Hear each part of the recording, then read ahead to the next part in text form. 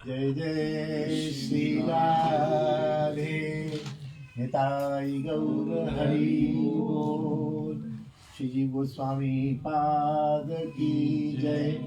गोपाल चंपू ग्रंथ रत्न की जय।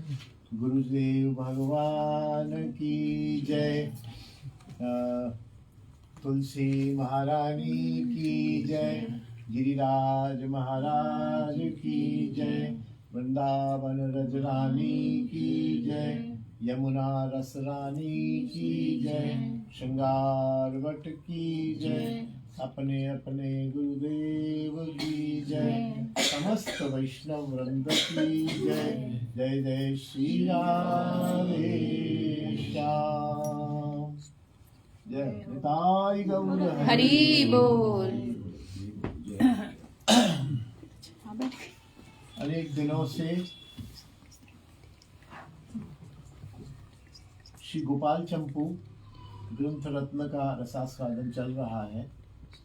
यज्ञ पत्नियों पर कृपा, किस प्रकार भगवान श्री कृष्ण बलराम और सखागण भूखे थे, भूखे नहीं थे, भूखे होने की लीला कर रहे थे और उन्होंने यज्ञाचार्यों के पास अन्न भोजन मांगने के लिए भेजा। उन्होंने मना कर दिया। फिर दोबारा भेजा कि तुम उनकी पत्नियों के पास जाओ। पत्नियों ने भोजन भी दिया, सिर पर रखकर खुद भी आई। भगवान कृष्ण ने उनको बहुत प्रेम दिया, बहुत उनसे आत्मीयता की और क्योंकि वो ब्राह्मण थी और माताओं की उम्र की थी तो माता की तरह से उनको सम्मान दिया, उनके पीछे अनुगमन भी किया, उनको छोड़ के भी आए और बहुत सुंदर वार्तालाप हुआ। घर जब वो पहुंची हैं तो उनके पात्र स्वर्ण के और मणि रचित हो गए थे। तो उन्होंने यही सोचा कि जैसे फल बेचने वाली कभी भगवान के पास आई थी तो उसकी भी मणियों से झोली भर दी थी, ऐसे ही कृष्ण की कृपा से ये सब हुआ है। वो सब होके और ब्राह्मण गण भी वहां उनको देख के, क्योंकि कृष्ण दर्शन प्राप्त किया हुआ जो भी वैष्णव होता है, जो भी व्यक्ति होता है, उसमें एक प्रकार के कृष्ण के परमाणु होते हैं। तो उनसे फिर जो मिलता है, जैसे कहते हैं ना कि असत्संग करो चाहे मत करो, लेकिन असत्संग संगी का संग मत करो। जो असत्संग करता है उसका संग मत करो, क्योंकि उसमें असत्संग के परमाणु होते हैं। ऐसे सत्संग करो क्योंकि उसमें सत्संग के परमाणु होते। और फिर उसमें भी यदि कृष्ण हो, कृष्ण से हम मिले हो तो कृष्ण के परमाणु थे। तो ब्राह्मणों ने, जिन ब्राह्मणों ने लौटा दिया था, वही ब्राह्मण उनकी प्रशंसा भी करने लगे। अरे वाह, बहुत बढ़िया, अच्छा तुम दे आई, तुम ये। अच्छा, थोड़ा क्या होता है कि परिणाम में जो हम स्वार्थी लोग हैं वो बर्तन भी सोने चांदी के हो गए। तो एक आध बर्तन खो जाता है ना तो डांट पड़ती है महिलाओं को कि कहाँ गए थे, तोड़ दिया तुमने, कर गए, और जाओ नुकसान करके आए हो। अब वो लौट के आई तो पीतल वाली, वो पीतल के जाने कोई एक बर्तन थोड़ी ले गए थे, सिर पर रख के मटकियां सब ले गए थे। तो बर्तन भी सोने चांदी फायदा हो गया ना, फायदा हो गया। तो ब्राह्मण गण दोनों तरफ से लौकिक दृष्टि से भी प्रसन्न हो गए क्योंकि लाभ हो गया, और आध्यात्मिक दृष्टि से भी प्रसन्न हो गए क्योंकि कृष्ण का ऑरा कहीं ना कहीं उनको टच कर रहा था। तो ब्राह्मण गण ने कहा, कल हमने यही छोड़ा था प्रसंग,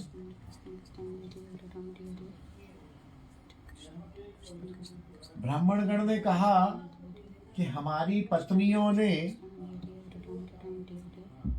हमको बिना बताए भोज्य पदार्थों का हरण किया है। हरण है ना, छुपा के ले गई, हरण किया है। और जो हरण किया हुआ भोजनीय वस्तु थी, उन्होंने वही श्री कृष्ण बलराम एवं सखाओं को अर्पण किया है। वे वास्तव में पुण्यात्मा ही हैं। उन्होंने ये बहुत अच्छा कार्य किया है। कल हमें डर लग रहा था कि शायद डांटे नहीं, लेकिन डांट नहीं रहे अभी तक। तो आगे देखिए क्या होता है। हाय, हम जैसा अभागा और कौन है। कारण वही कि उनसे मांगने आए, उन्होंने नहीं दिया, और उन्होंने एक प्रकार से उसको हरण शब्द कहा है, हम सरल भाषा कहते हैं तो चोरी करके दिया। एक प्रकार से बोले ये ज्यादा आत्मीय रही, ये ज्यादा भाग्यवान रही। जिस व्यक्ति के नेत्र आदि इंद्रिय गण श्री कृष्ण के लिए प्रयुक्त नहीं होते हैं, उसे जीने का कोई अधिकार नहीं है। उसके लिए मर जाना श्रेष्ठ है। और वह भी जिसकी गृह संपत्ति, घर की संपत्ति, धन दौलत, अन्न वस्त्र जो भी है, वो कृष्ण के काम में नहीं रखते, उसे भी जीने का अधिकार क्या, वो तो मृतक तुल्य ही है, वो तो समझो मरा हुआ है।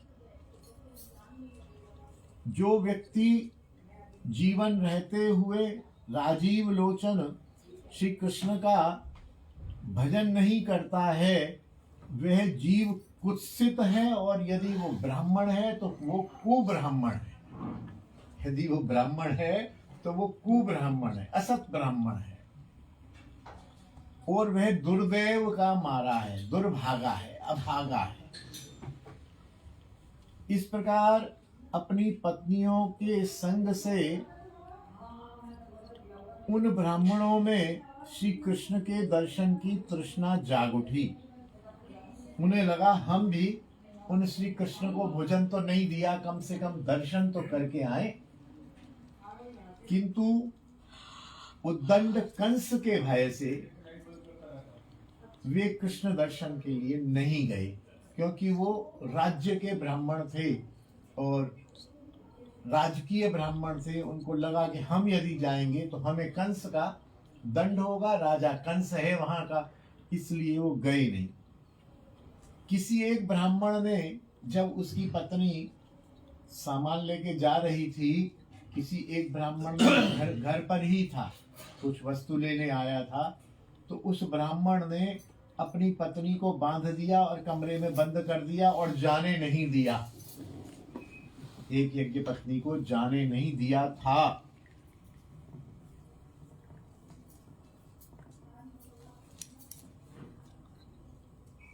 लेकिन उस यज्ञ पत्नी ने कृष्ण की प्राप्ति की तीव्र इच्छा से अपने पंचभूत शरीर को छोड़ दिया और दिव्य स्वरूप में जाके वो भी कृष्ण की प्राप्ति कर ली, ऐसा भी उल्लेख है। ये ठीक वो रासलीला वाला प्रसंग है। रासलीला में भी एक सखी को किसी ने बंद कर दिया था, उसने उसी समय प्राण त्याग दिए और दिव्य शरीर धारण करके वो कृष्ण से जाके मिली थी। ऐसे ही ये यज्ञ पत्नी भी उससे जाके मिली, और जब बाद में ब्राह्मण आया उसने खोला तो वो पत्नी मृत पाई गई। तो उस ब्राह्मण को बड़ा अफसोस हुआ कि इससे तो मैं जाने देता, जो पत्नियां गई वो लौट के तो आ गई, मैंने इसको जाने नहीं दिया, ये तो मृत घोषित हो गई, मृत पाई गई।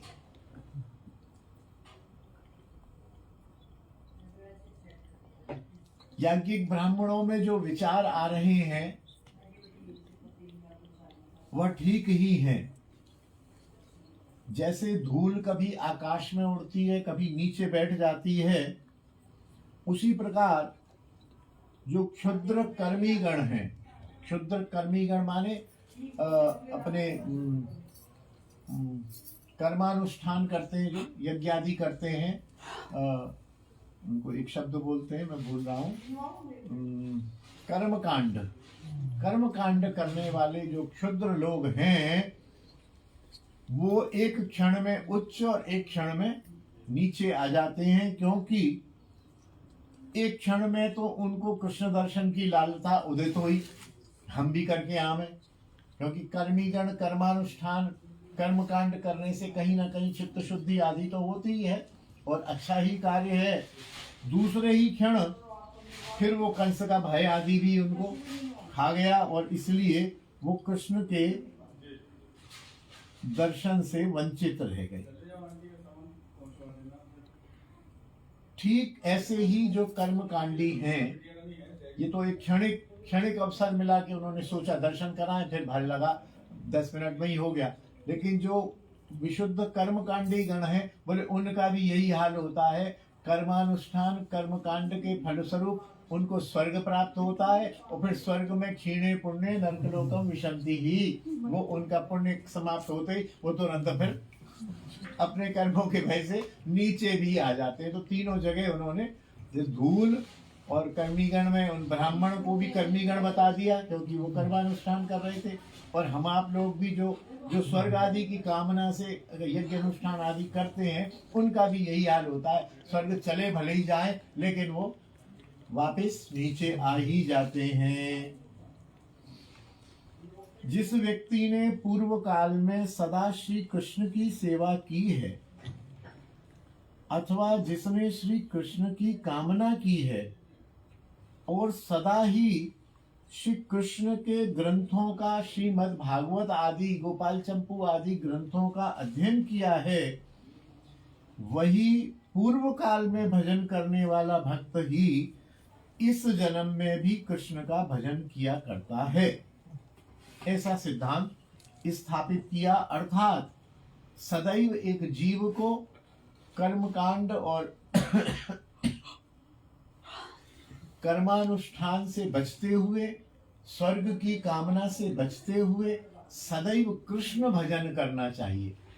और कृष्ण भजन का भी संकेत दे दिया कि पूर्व जन्म में, एक जन्म में आप समझो कि मैं भजन करूं और कृष्ण को प्राप्त कर जाऊं, ये संभव नहीं है। भले ही मैं इस जन्म में मैं या आप प्राप्त कर जाएं तो ये समझ लेना चाहिए कि हम पिछले 2-4 जन्मों से भजन करते आ रहे हैं।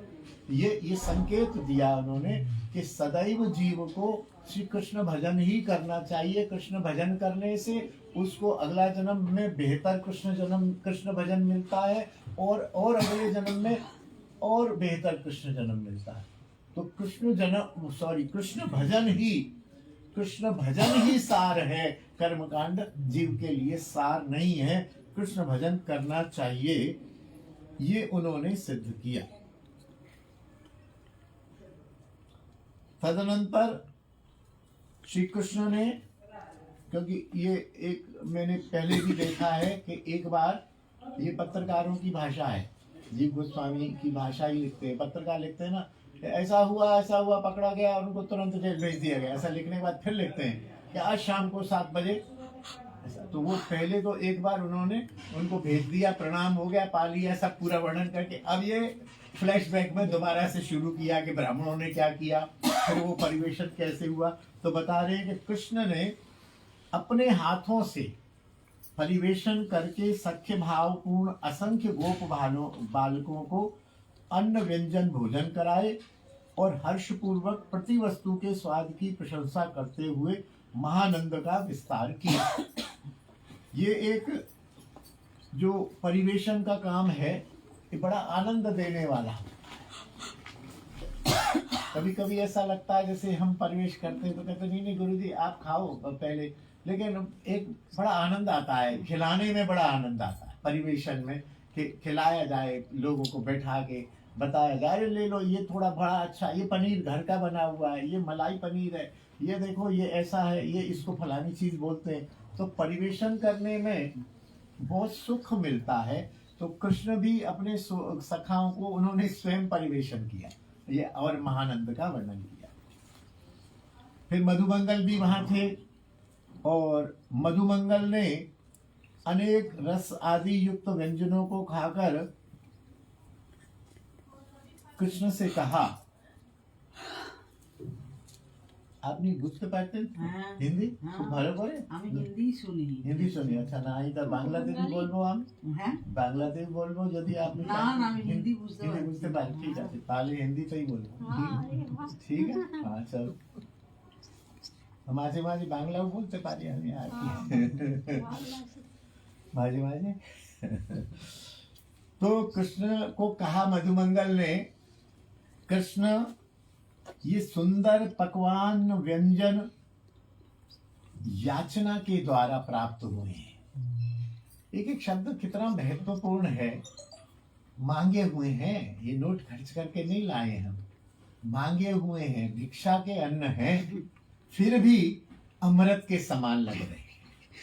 क्यों लग रहे हैं? कि उनकी भावना, भावो ही विद्यते देवा, उन यज्ञ पत्नियों का जो प्रेम, जो उनकी भावना थी, उसके कारण ये सारे भिक्षा में मांगे हुए व्यंजन भी अमृत के समान लग रहे हैं।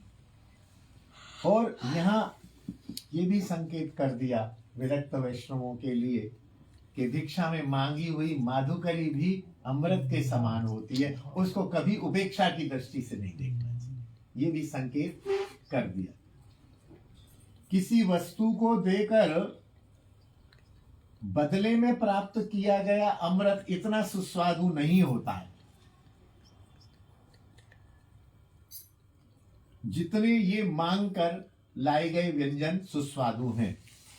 इन पदार्थों के जो कण पृथ्वी पर गिर गए हैं, धूली कणों के साथ उन्हें भी खाने की मेरी इच्छा हो रही है, क्योंकि जैसे शेष हो गया ना, सब कुछ शेष हो गया, पा लिया, कुछ कण पड़े हैं। तो मधुमंगल जो है हमारे एक तो हास्य विशेषज्ञ और वो औदारिक हैं। औदारिक माने पेटू, उदर, वो मतलब उनको पेट खाने के लिए खूब चाहिए, जितना दे दो उनका पेट कभी नहीं भरता है। तो अब सब खा लिया, सब पड़ गए, तो वो इशारा दे रहे हैं कि प्रभु आप कहो तो ये जो थोड़ी बहुत खीर फैल गई है, थोड़ा ये जो सब्जी फैल गई है, थोड़ा है, तो ये ब्रजरज है, इसमें से उठा के मेरे को खाने का मन कर रहा है।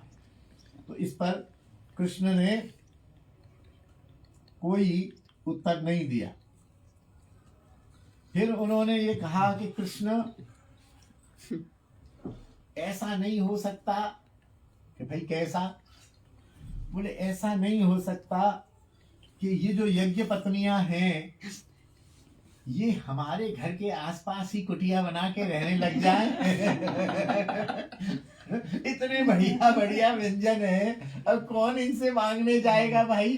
कुछ ऐसी व्यवस्था करो कि यह यहाँ कुटिया बना के रहती और मधुर रूप में साग, दाल, कढ़ी, मालपुआ, पिट्ठी के बड़ा आदि बनाती, भोग लगाती, और हम सखाओं के साथ वह समस्त गरम गरम कुछ हल्की गरम सामग्री आपको खिलाते, और फिर मैं आपके पास सबसे श्रेष्ठ नहीं तो हूँ मधुमंगल, आपको खिलाते, फिर सबसे श्रेष्ठ मैं हूँ। मधुमंगल भी ब्राह्मण बालक है, तो मैं उसे भोजन करता।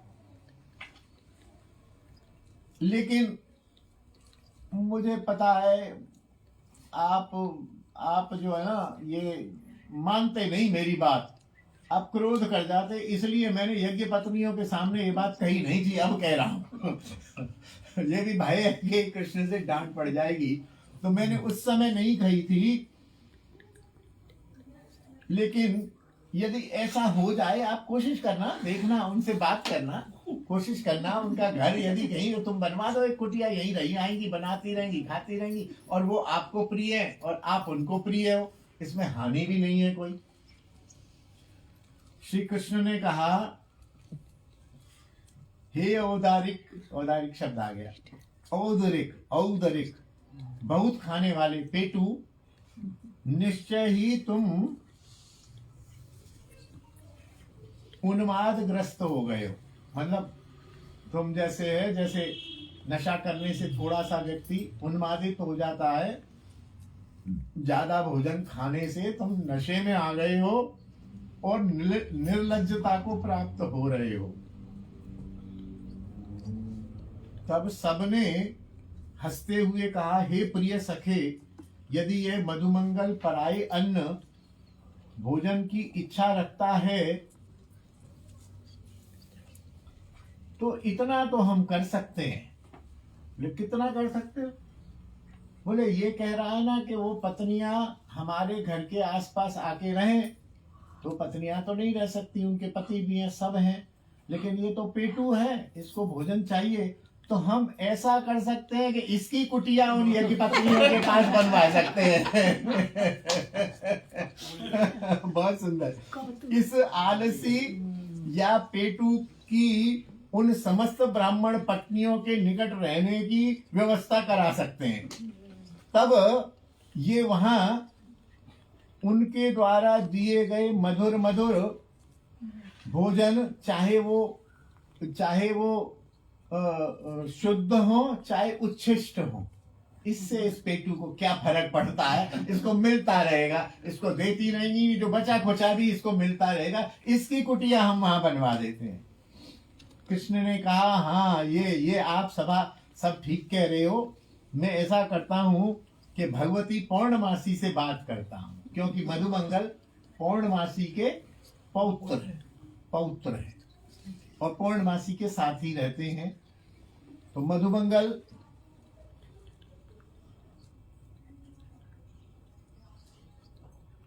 थोड़े गुस्सा हुए।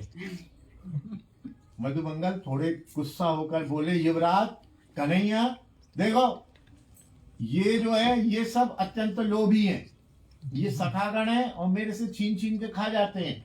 मेरे भोजन की रफ्तार थोड़ी धीमी है, मैं देर तक खाता रहता हूँ, तो मुझको ये पेटू कहते हैं। वास्तव में पेटू ये है, ये सबसे पहले ज्यादा से ज्यादा खा लेते हैं। इनकी कुटिया वहां बननी चाहिए, मेरी नहीं बननी चाहिए। तो सखाओं का ये है, ये इन्होंने खाम खा ही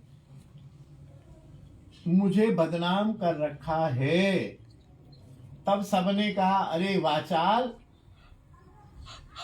ब्राह्मण होने के कारण तू ही निंदनीय यज्ञशीलता का गर्हित जप करता रहता है, और चावल के आटे की टिकिया जो कपाल में पकाकर अग्नि में हवन की जाती है को चर्वण करने के लिए हमेशा जागरूक रहता है। हम तो तुम्हारी ब्राह्मण जाति की परीक्षा कर रखी है। अर्थात सखाओं ने कहा कि तू जो है एक तो ब्राह्मण है, और तू ही ये जो यज्ञशीलता है, कर्मकांड है, यज्ञ करने की बात है, बार बार तू यज्ञ करने की बात करता। अरे कुछ यज्ञ वज्ञ करवाओ, कुछ यज्ञ करवाओ, कुछ ब्राह्मण को दो। और बोले यज्ञ में होता क्या है कि वो जो चावल के आटे की टिकिया और कपाल होता है ना, उसमें पकाकर उनको ऊर्ध्वदेहिक क्रियाओं में दी जाती है। चावल और उसका क्या बोलते, पिंड शब्द नहीं कहा है। बोले उसको भी तेरा खाने को मन करता है, तो तेरी ब्राह्मण जाति का, हमको पता है तू कैसा ब्राह्मण है, तू ज्यादा मत बोले। इस प्रकार हंसते हंसाते सखाओं में स्वयं तृप्तिकर भोज्य पदार्थों का भोजन करके कृष्ण भी परितृप्त हुए, सबको पवाया, और कृष्ण ने आगे भी स्वयं भी उसको पाया। तब उन्होंने वंशी बजाकर समस्त गोओं को एकत्र कर लिया। श्री कृष्ण की कौतुकमयी कथाओं को कहते हुए जहां गोपगण उनकी ही ओर दृष्टि लगाए हुए बैठे थे, उस सुशोभित ब्रज में श्री कृष्ण ने आकर ब्रजवासी जनों की अग्नि शांत करते हुए अपने रूपामृत से प्लावित किया। ये कृष्ण के लौट के और वापस पहुंचने की बात है कि वहां सब लोग गोपगण कृष्ण की इंतजार कर रहे थे कि कन्हैया आयो ना आए, अभी तो सखा आए ना आए, गोप बालक आए ना आए, गैया आई ना आए, बछड़ा आए ना आए, आज तो देरी है गई, कहाँ रह गए।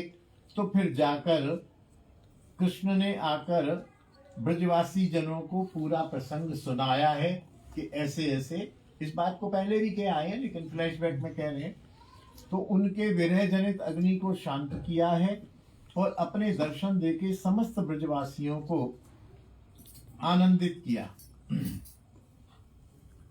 हम लोग याज्ञिक ब्राह्मणों के पास गए थे, हमने भोजन किया था। इस बात को सखाओं ने लज्जा के मारे किसी से भी नहीं कहा। ये बात किसी ने नहीं कही कि हम ब्राह्मणों के पास गए थे और उन्होंने हमें भगा दिया, उन्होंने हमारी ध्यान भी नहीं दी। तो ये कहा जाए तो फिर बड़े ये कहते हैं तुम गई क्यों थे, तुमको क्या जरूरत थी, जाना ही था तो तुम यहाँ आते, हम भिजवाते, अपने घर जाना चाहिए, ऐसे लोगों के पास मांगने क्यों गए। तो इन्होंने बताया ही नहीं कि इन्होंने सीधा वो हम गए थे और ऐसे उन्होंने भोजन दिया और भोजन पा हम पाके आ गए। बस वो जो गोलमाल वाली बात थी वो कही नहीं अपने बड़ों से। नहीं तो बड़े क्या है ना कि वो गलती करो तो वो एक चुटकुला सा है ना, बोले हमारे जमाने में जब हम रोते थे, एक तो हम रो रहे होते थे, हम गिर गए थे, गिर के हमें चोट लगी और हम रो रहे थे, अब वो रोने की हमारे माँ बाप जो है ये नहीं पूछते थे बेटे क्यों रो रहे हैं, बोले रो रहा है धड़ाम धड़ाम धड़ाम, बोले और चुप चुप नहीं करता और बोले हम एक तो रोते इसलिए थे कि हमें चुप कराएं, हमसे पूछे क्या हुआ, बोले फिर भी रोते के ऊपर और 2-4 चांटे मार देते थे, बोले अब बेचारे चुपचाप जाके अंदर बिस्तर में सो जाते थे। तो वही हाल है और ये देखा हमारे जमाने में तो ऐसा हुआ, आप लोगों के लिए हुआ कि नहीं हुआ, हमारे ऐसे ही होते थे, बच्चा कोई छोटा रोया तो उसको पहले तो उसको रोते हुए को पहले तो 2-4 चांटे मार देना, फिर वो कहता था मेरे को इतनी जोर से लगी, तो बेटा बताना चाहिए रो क्यों रहा था, बोले मैं रो तो इसलिए रहा था कि आप पूछते मेरे से, तो आपने पूछा नहीं, बोले पूछना क्या था, पहले बताना था फिर रोता, बोले पहले बता के कैसे रोता, मैं रो तो इसीलिए रहा था कि आप पूछो, आपने पूछा नहीं, 2 चांटे और मार दी मेरे को। तो वही हाल हुआ कि उन्होंने बताया नहीं कि हम वहां गए थे। तब मधुकंठ ने कथा समापन करते हुए कहा, हे गोकुलाधीश, आपके यहाँ ऐसा कुलाधीश उत्पन्न हुआ है और ये गोकुलाधीश ये बैठे हैं श्री कृष्ण, जिनके गुणों ने समस्त लोगों को अपनी ओर आकर्षण करके अनुकूल कर लिया है और अनुगत कर लिया है। उनका नाम ही कृष्ण है, कृष्ण का मतलब जो आकर्षित करे, तो ये यथा नाम तथा गुण है, इन्होंने सब लोगों को अपनी ओर आकर्षित कर लिया है, अपने अनुगत कर लिया है। इस प्रकार यज्ञ पत्नियों द्वारा उत्कृष्ट परिचर्या प्राप्ति नामक 22वां पूर्ण समाप्त हुआ। अब इसके बाद रासलीला का प्रसंग है। आप लोग बताइए कि रासलीला का प्रसंग शुरू करना है, और कौन सा है? और रासलीला के बाद है इसमें रासलीला की चल रहे हैं, रासलीला के बाद रासलीला का ही चल रहा है। रास समाप्ति यहाँ आया, इसके बाद अंबिका वन गमन। अंबिका वन में गए हैं, कृष्ण 9 वर्ष के हो गए हैं और मेरे अनुमान से वहाँ अंबिका वन में वो सुदर्शन नामक विद्याधर, हाँ सुदर्शन नामक सर्प था, सुदर्शन नामक, और उसको कृष्ण का स्पर्श होके वो विद्याधर बन गया था, वो अंबिका वन की कथा है। तो मेरे ख्याल रासलीला को छोड़ देना, रासलीला छोड़ दें, तो कल यही हम अंबिका वन गमन का करेंगे, छोटा ही है, संभवतः 1 या 2 दिन में ये हो जाएगा। बोलिए वृंदावन बिहारी लाल की जय, हिताय गौर हरि बोल, जीव गोस्वामी पाद की जय, गोपाल चंपू की जय, यज्ञ पत्नियों की जय, यज्ञाचार्यों की जय, गिरिराज महाराज की जय, तुलसी महारानी की जय, ब्रजरज रानी की जय, यमुना रस रानी की जय, श्रृंगार वट की जय, अपने अपने गुरुजन वृंद की जय, समस्त वैष्णव वृंद की जय। जय जय श्री राधे श्याम।